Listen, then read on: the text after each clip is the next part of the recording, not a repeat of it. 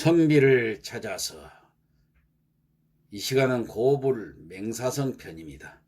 맹사성은 충청도 아산 온양 출신으로 관직이 수문전제하게 이르렀던 아버지 맹희도의 아들로 태어났습니다. 그는 모친을 여인 뒤 어린 나이에 3년간 심혈을 해서 훗날 그의 이야기가 동국 신속 삼강 행실도에 수록했던 것입니다. 1386년에 문과에 을과로 급제해서 춘추관 검열이 되었고, 그 뒤에 전의시성, 기거랑, 사인, 우헌납 등 여러 벼슬을 거쳐서 1392년 이성계가 고려를 멸망시키자 관직을 사퇴하였지만은 조정에 다시 출사해서 후배들을 지도하라는 동료들의 권고로 출사를 했습니다. 맹사성은 최영의 그 손녀 사이였는데 처조부인 최영을 인생의 사표로 삼았습니다. 또한 그의 재능을 특별히 눈여겨본 이성계는 그가 자신의 정적 최영의 손자 사이임에도 불구하고 연좌시키지 않고 중용을 하였던 것입니다. 1392년 조선 개국 직후 태조로부터 예의좌랑직을 제수받았습니다. 1408년 사헌부의 수장인 대사헌으로 있으면서 영모 사건을 취조하는 중에 태종에게는 보고도 하지 않고 태종의 부마이자 조준의 아들인 조대림을 고문했던 것이에요. 이 사건으로 맹사성은 왕과 왕족을 능멸하였다는 죄목으로 처형 직전까지 가게 되었으나 당시 영의정이던 성성님과 황희의 도움으로 간신히 죽음을 면하였습니다. 1416년 이조 참판에 이어서 예조 판서가 되고 이듬해 생원시의 시관이 되어 권채 등 백인을 뽑았으며 왕이 친남한 문과 복시의 득공관이 되었습니다.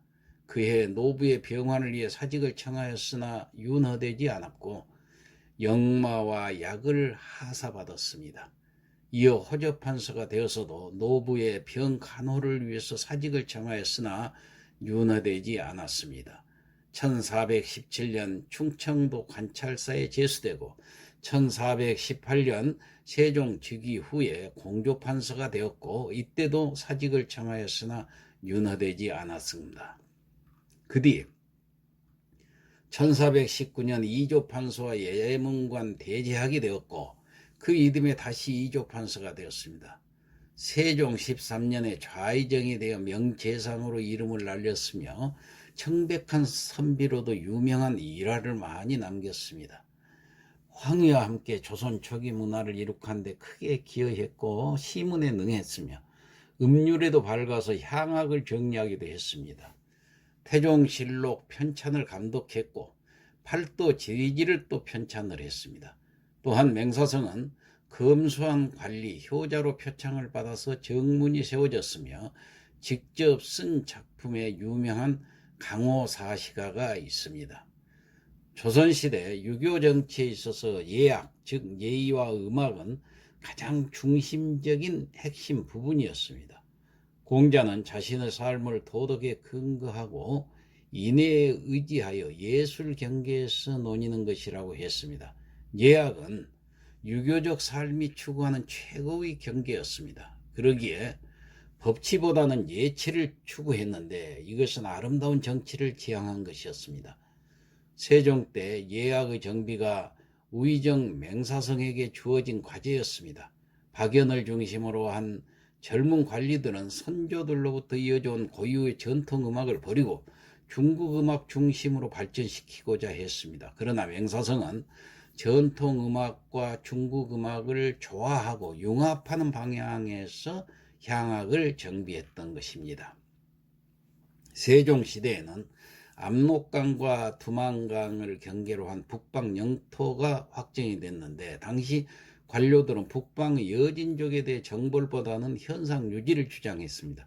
그러나 세종은 신하들의 반대를 무릅쓰고 필요에 따라 여진족에 대한 해유와 정복을 병행하면서 주도 면밀한 전략으로 압록강과 두만강 유역의 옛 땅을 회복했습니다.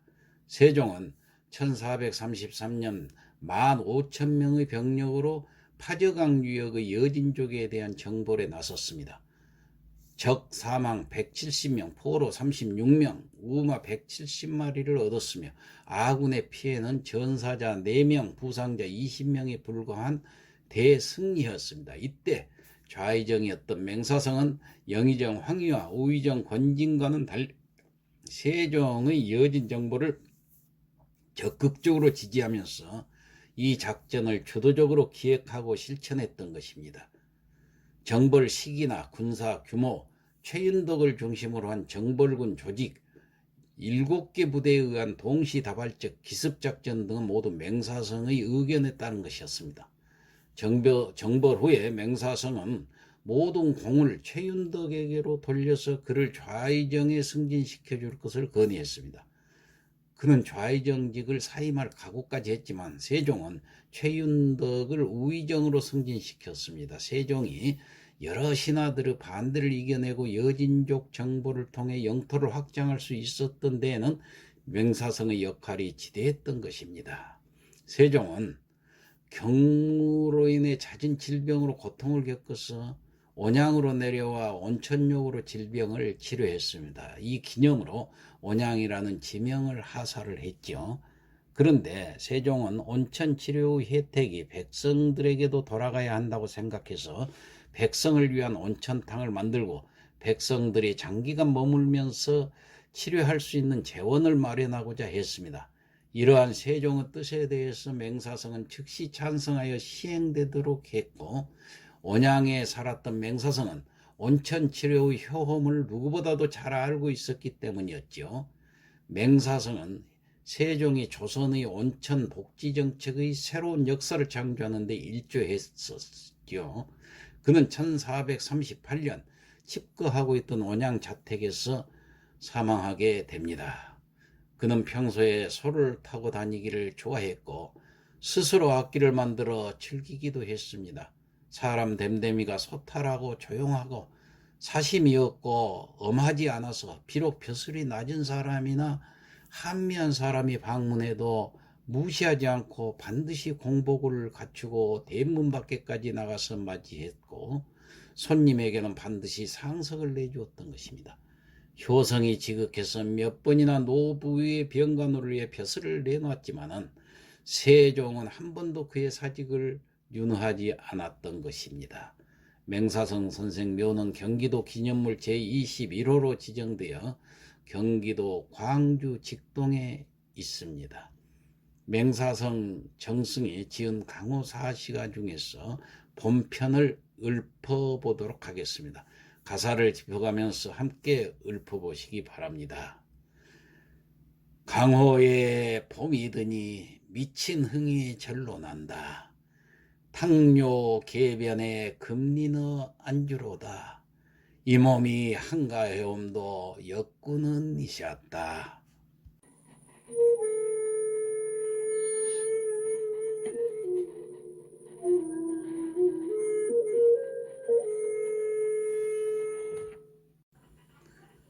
강호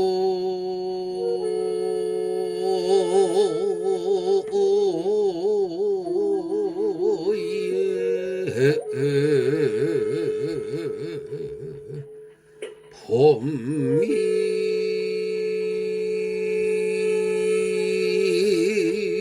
절로